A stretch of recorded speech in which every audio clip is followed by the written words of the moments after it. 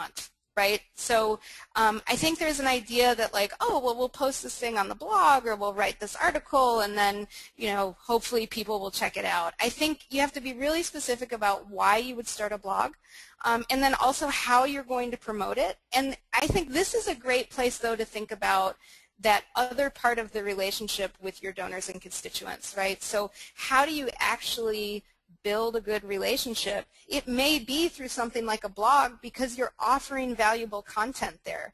The issue would be just how do you plan to promote it, market it, and interact and engage with people.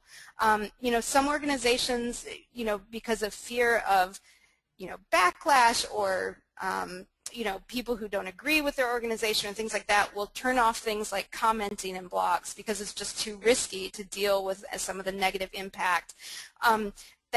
That's a pretty tough scenario because when you do that, then you really cut off a lot of the engagement that you could be having with your constituents and donors.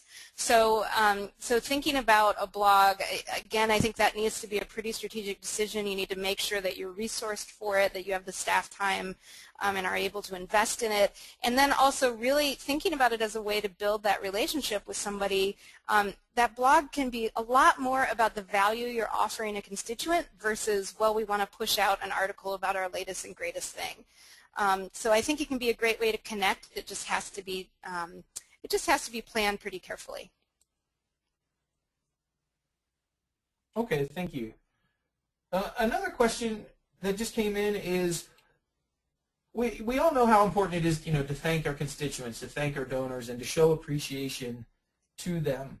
What would you say about kind of cross-channel communications in the sense of if a donor makes a donation on the website